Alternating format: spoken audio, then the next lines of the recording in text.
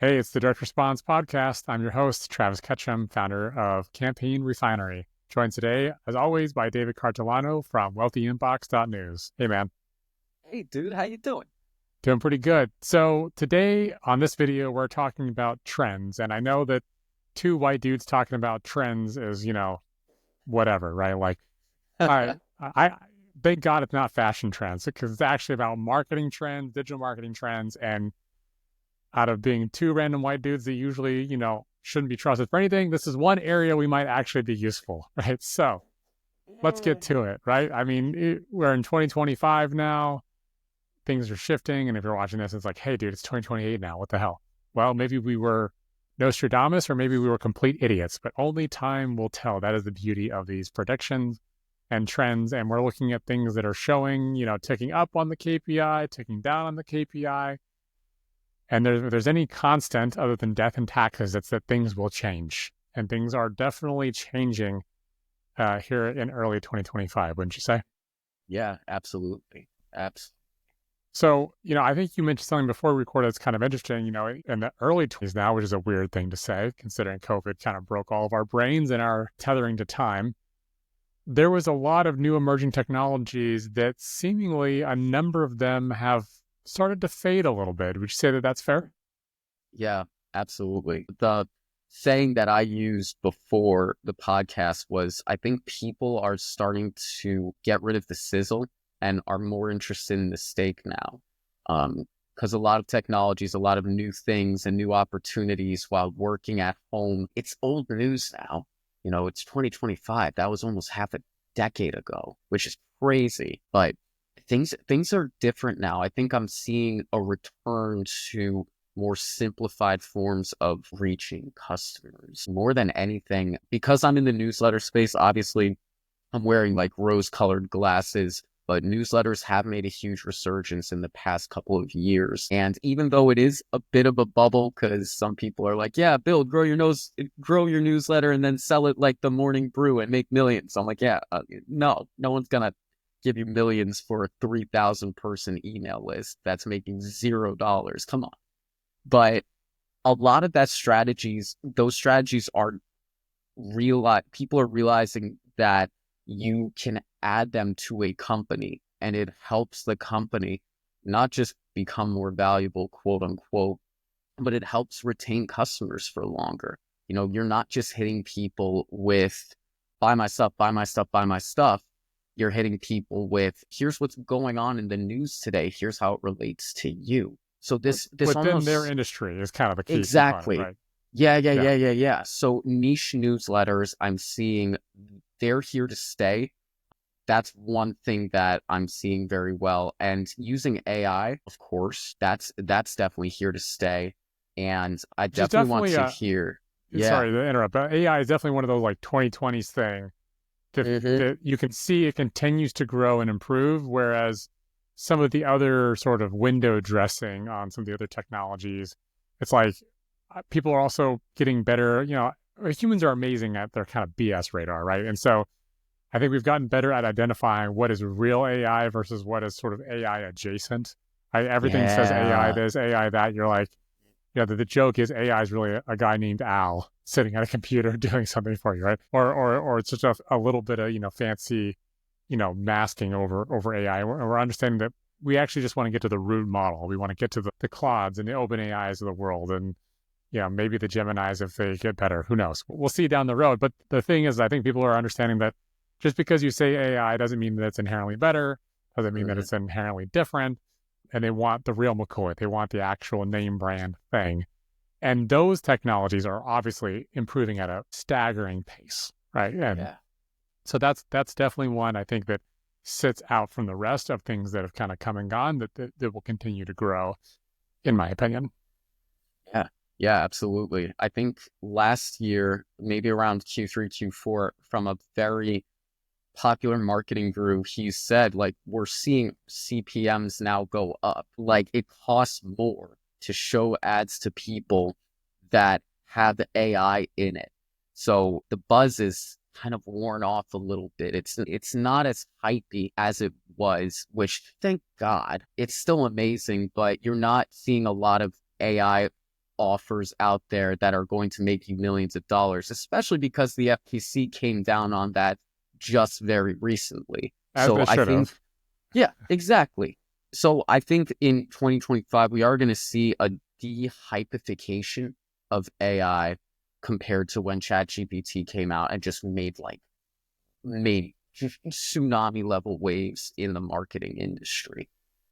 Yeah, we better trademark dehypification. That's all yours, man. I'll let you have it. Cool. Yeah. So let's get like kind of distill this down. I think at the end of the day, what we're seeing is that the trend, ironically, is actually back to basics, right? Yeah. How do we generate leads? How do we nurture them into prospects? Turn those prospects into customers, ascend those customers, become higher paying customers. And when we do that, a number of events have really tightened the focus on that. So, for example, based on when we're recording this, TikTok went through a little scare, turned the lights off for like 12 hours, turn them back on, just say, haha, we are important. Remember, more than half of America uses us. I don't personally use TikTok, but it exists. I understand a lot of people use it. That's fantastic. But it reminded people, even if you didn't use TikTok, is that all of these big tech social platforms, not only do they have changing algorithms and changing rules and what's hot and what's not, what's allowed, what's not, it's ever changing. But the reality is that while valuable, it's always been and always will be rented property. Yep. So I realize this may sound self-serving coming from an email service provider, but there's a reason we got into email. It's kind of like, getting into gold. Like gold is gold is gold is gold, right? Like it's always going to be there. It's always going to be a constant. It may not be the hottest thing of the thing, but it always provides, it always sticks to the market and provides a valuable service. There may be something in the future that, supplants email to be the communication du jour. I don't see that in any foreseeable future measured in at least decades. Like I don't see that going away. And that is why we chose to build an email service provider and why a lot of businesses now choose to put their focus back on growing their list, nurturing their list, optimizing deliverability, improving their copywriting, and using it as a key component because the ROI, while having gone down a little bit in the last year or so, the last few years, from $44 for every $1 spent down to 36, it's still a hell of an ROI, right? And I don't think that formula is going to meaningfully change anytime in the near future, and it will help you be positioned to actually own your audience. And so that when or if or whatever, if TikTok or Facebook or whatever becomes out of, being the preferential platform of choice and a new one is there, guess what? You can take your audience that you can communicate with email and you can let them know about your pages and your brands and your profiles on the newest platforms so that you can communicate them, cross-pollinate, cross-channel, and be effective and have consistency of communication in more than one location, but always coming back to that nucleus of your email list and your website. So those two things are big. Now, David, we've talked about AI, but do you want to talk about how maybe the behavior about how people are seeking answers to their questions has maybe changed? I realize Absolutely. That we probably do more in SEO than you do, but you definitely understand some of the behavior change that people have done, and that may shift how you choose to present your information and you market your business in the future, right? Yeah, absolutely. One of the things that I know that I do personally is I don't Google things as much or DuckDuckGo because I'm one of those guys. I don't Google things as much. I ChatGPT things, or when I Google things on DuckDuckGo, they have a like a chatbot at the top of their page, and I'm just going to read that answer. I'm not really going to go to an article unless I need an in-depth explanation. So immediately, I am not Googling stuff as much. I am not YouTubing stuff as much. I know that people, there's almost like this fractionization. Fragmentation. That's it. There's this fragmentation of search that's happening now. I see it with my family members. It's primarily the women who they will search for things, but they won't do it on Google. They'll do it on TikTok when, it's working. They'll do it on TikTok. They'll do it on Instagram Reels. They will look for video content for answers rather than a blog article, which is interesting because a lot of things, it's like if you want to learn how to make a cake back in the 2000s, you would look up like how to make a cake on a cooking website, right? Now it's different. Now people want video, and they'll search for short videos on social media platforms, which I find incredibly interesting. Now, these are anecdotal examples from my life, but if you're listening to this or watching this right now, take a look around. Like, ask yourself, what habits have you changed? And if you're not using ChatGPT, that's fine, but your nephew or your niece probably is, and they're going to continue to. Yeah, I mean, a big piece of this is we've seen empirical evidence that for the first time in a very long time, Google's market share is under 90%. And I know you're like, oh, they went from 95 to 89, big deal. They still own everything. Well, yes, while that's true, it's showing a trend. And what's interesting to me is that market share isn't necessarily, at least in big measurable chunks, going to the DuckDuckGos or the Bings or the Kajis or whatever, the extra search engines. It's going to different modes of querying data. Like you mentioned video stuff. I think a lot of people that I've talked to in my life are going to the GPT-powered chatbots to get rough informational things. And then when they are ready, when they feel like they've defined down to a narrower scope, then they go for the final seeking of truth on a search engine, right? And so what that has kind of illustrated to me, and I think about from a strategy standpoint, because obviously I have a content team, I spend real money building real content to try to answer real questions. And it has sort of shifted, or at least nudged, it hasn't dramatically changed, but it has nudged where we focus our content away from the more informational type queries to more of the transactional bottom funnel type queries. Because I believe that if you fast forward a couple of years from now, and again, I see these types of things as long-term investments in content, I think that most people will be served, quote, well enough on the informational queries by a GPT, right? Because most people don't want to become the de facto expert on whatever they're querying, right? They just want to know, what is it? So I have a rough understanding. Yeah. It's like, talking to a really specialized doctor at a dinner party. Most people don't want to know the ins and outs about, when you're 9 centimeters into a brain and you're going to be doing some special operation, like they're just like, oh, you remove brain tumors and you have a unique way of doing it. Great. That's all I need to know. Like more than that is probably more than what I want to know or anyone else wants to hear at a dinner party, right? I think the same sort of analogy applies to search. When it comes to informational stuff, people want to have a general awareness, which can totally be satisfied without ever leaving a GPT or even, going to the actual content from a search on a normal search engine and just seeing that AI overview, right? That is usually enough to answer the informational, whereas the bottom funnel deep stuff, you're close to making like a real decision on a product, a service, a solution, a strategic direction. Like now you're in that final stage of consideration. That type of stuff feels like it will be on real search engines, quote unquote, for a very long time and will actually get traffic from search to your site. And so that is a pretty big shift from even 2024 and certainly, 2022, 2020, 2018. Big trend that I'm seeing in search in general with that reducing market share and the type of queries that will actually yield a result for a business. Because at the end of the day, we're all marketers and that's what we're trying to do. Right.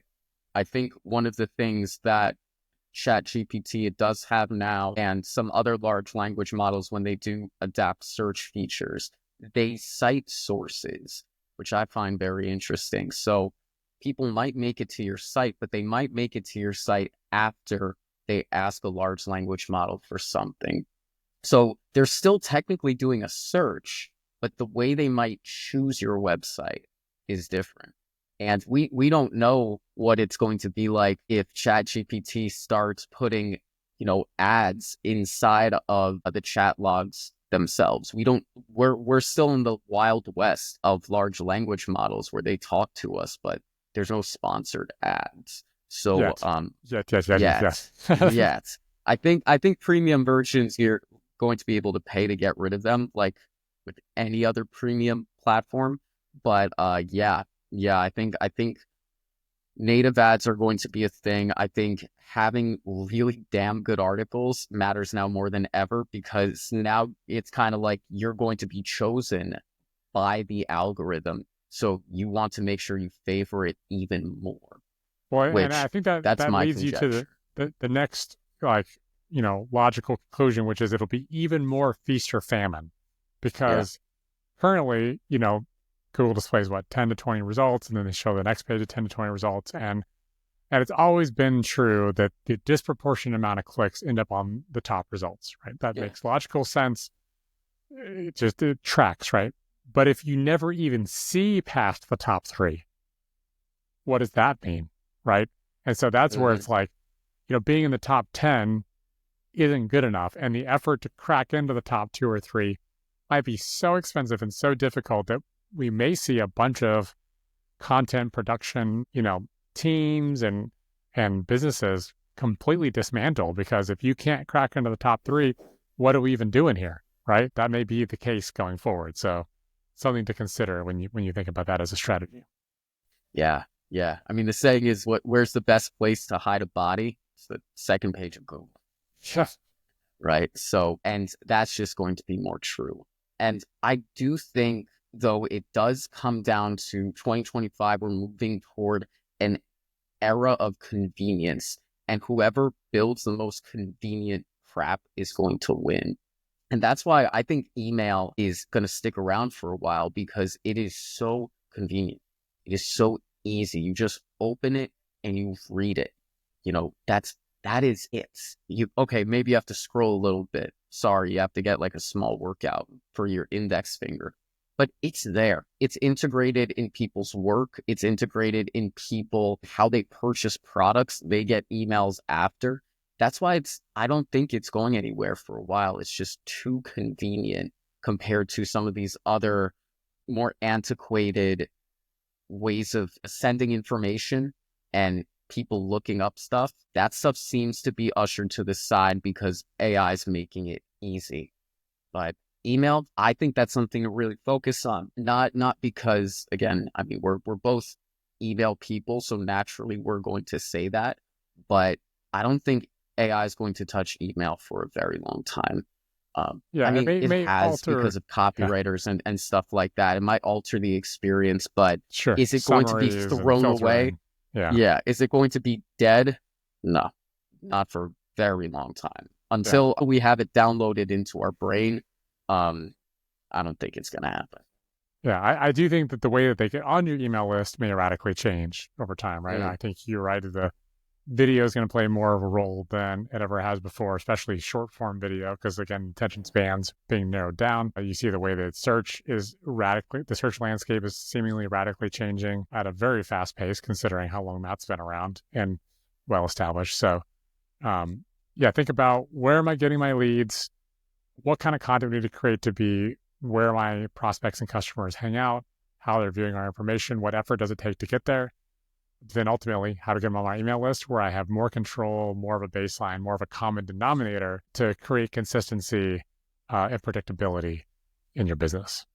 So with that, anything else that jumps out to you, David? I'm sure the memes are going to be really great this year, but